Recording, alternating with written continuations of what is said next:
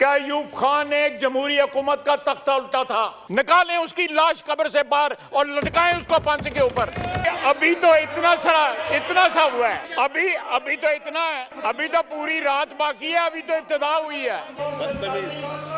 बात की इतनी वल्दियतें इन्होंने बदली हैं, इतनी वल्दियतें में इनको भूल गया है। जब DGISPR ने कहा कि प्रायर ईयर्स की कमीशंस होने चाहिए तो बहुत अच्छी बात है जनाब स्पीकर। हम लोग ये इस हाउस के जरिए ये डिमांड करते हैं कि fail for Hamoodur Rahman commission report भी पब्लिक होनी चाहिए, ओजड़ी कैंप इंक्वायरी रिपोर्ट भी सामने आनी चाहिए, एबटाबाद कमीशन रिपोर्ट भी सामने आनी चाहिए, आर्मी पब्लिक स्कूल इंक्वायरी और कमीशन रिपोर्ट भी सामने आनी चाहिए। जो DGISPR ने प्रेस कॉन्फ्रेंस की जनाब स्पीकर, वो एक पॉलिटिकल प्रेस कॉन्फ्रेंस थी, उसको मैं यहाँ से उसको हम इन टोटो रिजेक्ट करते हैं। बिस्मिल्लाहिर्रहमानिर्रहीम।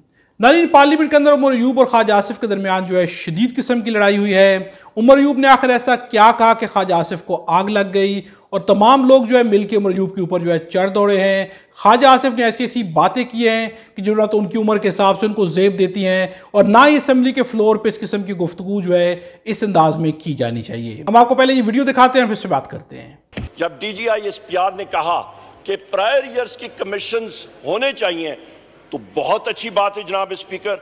हम लोग ये इस हाउस के जरिए ये डिमांड करते हैं कि fail for Hamoodur Rahman commission report भी पब्लिक होनी चाहिए, उसके साथ ओजड़ी कैंप इंक्वायरी रिपोर्ट भी सामने आनी चाहिए, उसके साथ जनाब स्पीकर एबटाबाद कमीशन रिपोर्ट भी सामने आनी चाहिए, उसके साथ साथ आर्मी पब्लिक स्कूल इंक्वायरी और कमीशन रिपोर्ट भी सामने आनी चाहिए और मुल्क और कौम के सामने ये तारीखी जो रिपोर्ट्स और कमीशन है ये जरूर सामने आनी चाहिए।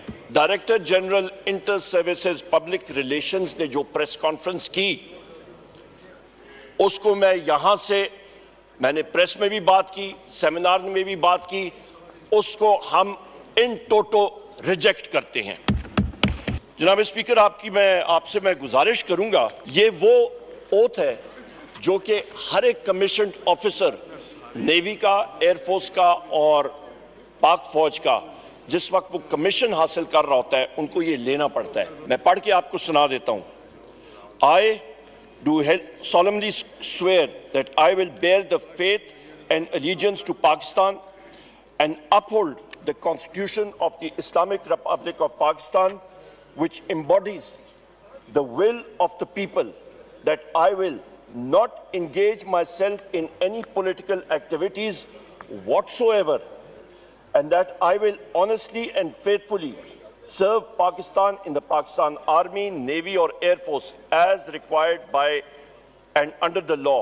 May Allah Almighty help and guide me. Ameen. ये वो ओथ है जो DGISPR ने प्रेस कॉन्फ्रेंस की जनाब स्पीकर, वो एक पॉलिटिकल प्रेस कॉन्फ्रेंस थी और यहां पे ये अंग्रेजी में जिसको कनंड्रम कहते हैं एक अलमिया आ जाता है। ये एक चीज प्रूव करता है कि उनके बयानिए में ही बाइपोलर डिसऑर्डर है, उनका बयानिया खुद ही कंफ्यूजन का शिकार है और वो इंटरफियर कर रहे हैं पॉलिटिकल रेल्म में जो सिर्फ और मैं बिल्कुल हमायत करता हूं कि आर्टिकल 6 जो है जरूर लगना चाहिए। अयूब खान ने जिसने पहला मार्शल लॉ लगाया था उसकी भी ये मैयत जो है कब्र से निकाल के उसको फांसी पे चढ़ाना चाहिए। आर्टिकल 6 इब्तिदा वहां से होनी चाहिए और फिर इंतहा जो है उस रात को होनी चाहिए जब यहाँ पे आइन तोड़ा गया था और असेंबली को इसलिए डिसॉल्व किया गया था कि अदम एतमाद की तारीख जो है वो पास ना हो सके। तो जरूर आर्टिकल 6 लगना चाहिए, इसमें कोई राय नहीं है, सारा हाउस इस बात पे मुत्तफिक है। लेकिन शुरू जो है उस जाली फील्ड मार्शल अयूब खान से होना चाहिए जिसने 1958 में सबसे पहले पाकिस्तान में ये रीत रखी थी। Pakistan ji, kindly order in the house. आपकी बात सुनी गई थी, काइंडली अब आप भी प्लीज। नहीं, अभी नाम नहीं उन्होंने लिया किसी का, उन्होंने नाम नहीं लिया किसी का, नहीं बात करने दें। इस तरह तो फिर आप लोगों की तकरीर हो ही नहीं सकेगी। आपकी तकरीर में कोई नहीं बोला था, अभी जरा लगी रहनी था मर्चे। आपकी तकरीर में कोई नहीं बोला था। प्लीज तशरीफ रखें, तशरीफ रखें, तशरीफ। जी सर, अभी तो इतना सा हुआ है, अभी तो इतना है, अभी तो पूरी रात बाकी है, अभी तो इब्तिदा हुई है। उसके बाद ये जनाब कहते हैं कि आर्म्ड फोर्सेस की ओथ होती, बिल्कुल होती है।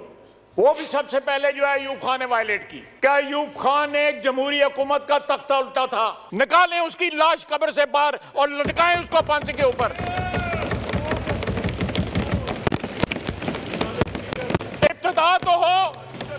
इब्तिदा तो हो, थोड़ा सा टप्पन दे जड़ाएगा जी, थोड़ा सा टप्पन दे थोड़ा सा जी ख्वाहिश साहब, प्लीज उमर साहब तशरीफ रखें।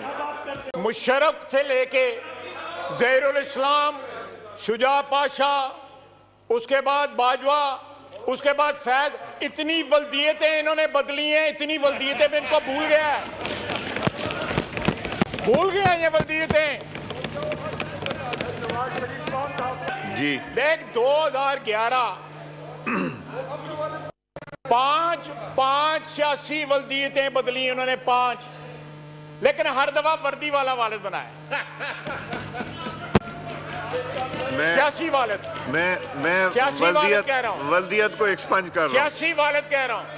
नाज़रीन, DGISPR की एक प्रेस कॉन्फ्रेंस के बाद जो है पाकिस्तान तहरीक इंसाफ ने भी बहुत सारी डिमांड्स जो उनके सामने रख दी हैं। इस वक्त बात हो रही है DGISPR की प्रेस कॉन्फ्रेंस की। उन्होंने क्या डिमांड्स की हैं? उनका कहना था कि 2014 के धरने से जो है जो कमीशन बनाया जाएगा वो तहकीकात शुरू करेगा, जिसके बाद जो है पाकिस्तान तहरीक इंसाफ की तरफ से बहुत ज़्यादा डिमांड्स आ गई हैं कि हमें कोई एतराज़ नहीं है, कमीशन भी बनाया जाना चाहिए। 2014 के धरने से आप स्टार्ट भी कर ले, तमाम तहकीकात करें, लेकिन हमारी भी कुछ डिमांड्स हैं कि ये जो चीज़ें हैं इनके ऊपर भी तहकीकात होनी चाहिए। जिसमें सबसे बड़े बड़े पॉइंट्स जो हैं वो ये है कि इमरान खान के ऊपर किसने अटैक किया, इमरान खान की हुकूमत किसने गिराई, आर्मी पब्लिक स्कूल के ऊपर जो हमला हुआ था उसकी तहकीकाती रिपोर्ट्स कहाँ पे हैं, इससे पहले आर्मी के ऊपर जितने भी इल्जामात लगते रहे जिसने लगाए हैं उनकी तहकीकाती रिपोर्ट्स कहाँ पे हैं, और सबसे बड़ी चीज़ है कि 2024 के इलेक्शन में अवाम का मैंडेट किसने चोरी किया, इसकी तहकीकात भी सामने आनी चाहिए।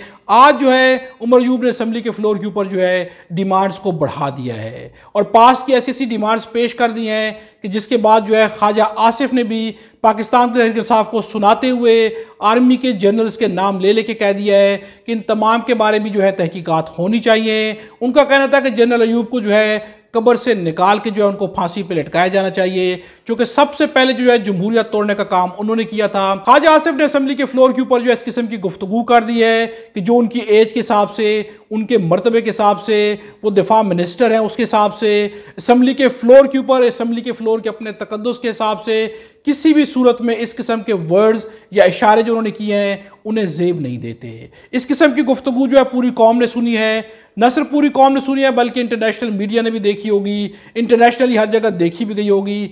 इस किस्म की गुफ्तगू से इज्तनाब करना चाहिए। यकीनन उन्होंने अपनी राय ज़रूर पेश करनी चाहिए। बातें जो उन्होंने की वो बातें बिल्कुल गलत नहीं हैं, उसमें बहुत सारी ऐसी बातें हैं कि जो बिल्कुल ठीक हैं, दुरुस्त हैं, लेकिन बात करने का जो अंदाज़ है वो उनकी एज के हिसाब से, उनके मर्तबे के हिसाब से उन्हें किसी भी लिहाज से जेब नहीं दे रहा। बात ये नहीं होती कि आप बात कर क्या रहे हैं, बात ये होती है कि आप जो बात कर रहे हैं उसका अंदाज क्या है। बाज़ बात जो है बात आपकी दुरुस्त भी हो लेकिन उसका अंदाज जो उस बात को गलत कर देता है। ख्वाजा आसिफ इससे पहले भी असेंबली के फ्लोर के ऊपर जो है ख़वातीन के बारे में बहुत दफ़ा बोल चुके हैं, लेकिन जब भी बोले उसके बाद जो है पूरी की पूरी कौम का सर जो है शर्म से झुक गया है। लेकिन सबसे बड़ा अलमिया यह है कि उन्हें ना तो कभी शर्म आई है और ना ही उनका सर जो है कभी शर्म से झुका है। उनका ही कहना था कि कोई शर्म होती है, कोई हया होती है, लेकिन रेहाना डार से जिस तरह उन्होंने इलेक्शन के अंदर दांधी करके इलेक्शन जीता है, इसके बाद उनका ये जुमला जो है उनके ऊपर ही फिट आता है कि ना तो कोई उन्हें शर्म है ना ही कोई हया है। असेंबली के फ्लोर पे खड़े होकर जिस किस्म की गुफ्तगू उन्होंने आज की है, इस गुफ्तगू को जो है बहुत ही मुहज़्ज़ब अल्फाज के साथ भी किया जा सकता था। पार्टीज के ऊपर अटैक करना और अटैक इस तरह से करना कि तहजीब के तमाम तकाज़ों को आप भूल जाएं, ये किसी भी लिहाज से दुरुस्त नहीं है। अपनी राय का इज़हार जो है कमेंट्स में ज़रूर कीजिएगा। खुदा हम सबको और हमारे वतन पाकिस्तान को अपनी ज़बान में रखे।